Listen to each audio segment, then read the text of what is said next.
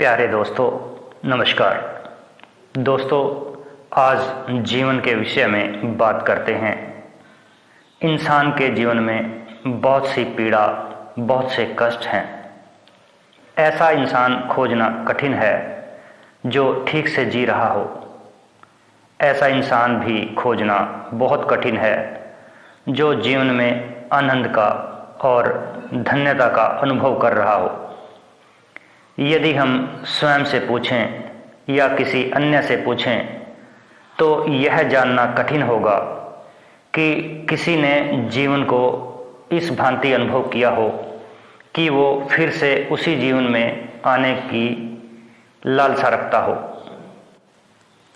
जो जीवन इंसान जी रहा है वह उसे बिल्कुल दोबारा पाना नहीं चाहेगा। ऐसी पीड़ा, ऐसा कष्ट स्वाभाविक ही है कि जीवन को एक उदासी से और निराशा से भर दे। बहुत कम लोग हैं जिनकी आंखों में प्रकाश नजर पड़ती है। बहुत ही कम लोगों की आंखों में ज्योति मालूम पड़ती है। बहुत ही कम लोगों के हृदय में संगीत की झलक देखने को मिलती है, अनुभव करने को मिलती है। और ऐसे में स्वाभाविक ही है कि हम एक बोझ की भांति जीवन को ढोते हों, और यह स्वाभाविक ही है कि हम अपने जीवन के रस से यानी सार से वंचित रह जाएं। हम जिसे जीवन समझ रहे हैं वह एक लंबी मृत्यु का नाम है, बल्कि यह समझें कि हम धीरे धीरे मरते जा रहे हैं। हर रोज थोड़ा थोड़ा मर रहे हैं। और कोई भी यह विचार करेगा तो यह अनुभव करेगा कि जीवन और मृत्यु के बीच जिससे हमारा सामना होता है वह जीवन नहीं है, बल्कि एक क्रमिक मृत्यु है, धीमी मृत्यु है। रोज हम मृत्यु की ओर धीरे धीरे बढ़ रहे हैं। दोस्तों, हम चाहे जो भी प्रयास कर रहे हों, धन इकट्ठा करने में लगे हों, या यश अर्जित कर रहे हों, या फिर बहुत ज्ञान इकट्ठा करने में जुटे हों, या कहें कि कोई त्याग या तपस्या की कोशिश में लगा हो, लेकिन अंततः ऐसे बहुत कम धनभागी हैं जो जीवन के सत्य को अनुभव कर पाते हों। अधिकतर लोग केवल मृत्यु को ही अपने सामने खड़ा पाते हैं अपने अंत समय में। हमारी सारी यात्राएं, चाहे वे कितनी भी भिन्न दिशाओं में क्यों ना हों, अंततः मृत्यु की ओर ही ले जाकर हमें खड़ा कर देती हैं। अंत में मृत्यु की ओर ले जाने वाली ही सिद्ध हो जाती हैं। जब तक यह बात साफ ना हो जाए कि कौन सी दिशा में यात्रा की जाए कि हम मृत्यु को पार कर सकें। किसी भी दिशा में चल रहा कोई भी मनुष्य इस बात को श्योर नहीं कर सकता कि उसकी यात्रा मृत्यु को पार करने वाली है। हम जो भी कार्य कर रहे हैं, चाहे वह हमारे मन को कितना भी संतुष्ट क्यों ना करता हो, कुछ ही दिनों में उसमें बदलाव देखने को मिल जाता है। और जीवन का नियम है जो परिवर्तनशील है, वह सत्य नहीं है। जो एक दिन समाप्त हो जाना है उसे आप सत्य कैसे कह सकते हैं?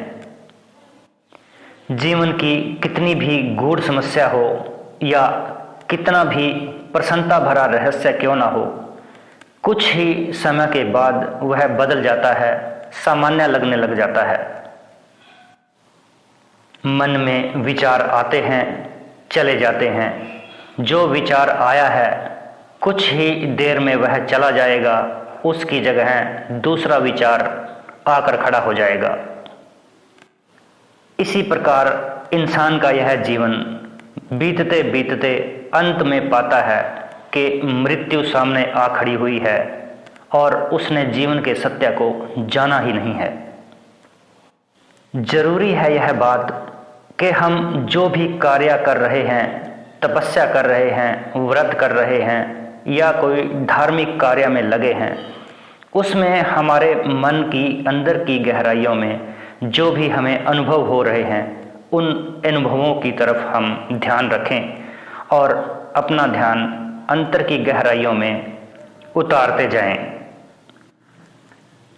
अंतर में ध्यान की गहराइयों में हमें भिन्न भिन्न अनुभव होते हैं और उन्हीं अनुभवों को हम आगे के रास्ते के लिए चुनकर और अंतर में गहराई तक ध्यान को ले जा सकते हैं। जीवन की जैसे किसी खोई वस्तु को हम किसी अनजान भिन्न भिन्न जगह पर ढूंढ रहे हों, वही काम हमें ध्यान में करना चाहिए। ध्यान करते करते हमें जो भी नए नए अनुभव होते हैं, हमें वह आनंद की ओर अग्रसर करते हैं और एक ना एक दिन हम अंतर में नई नई मंजिलों को पाने में सक्षम होते जाते हैं। जीवन में जो भी हो रहा है वह हमारे बस में नहीं है। हम कितना भी प्रयास कर लें, उसको हम बदल नहीं सकते। इसलिए हमें प्रयास करना चाहिए कि कुदरत की तरफ से जो भी हो रहा है वह सब अच्छा हो रहा है, हम उसे एक्सेप्ट करें। जीवन की हर एक घटना के पीछे किसी और ही शक्ति का हाथ हमें नजर आएगा। हमारी लाख कोशिश करने के बाद भी वह बदला नहीं जा सकता।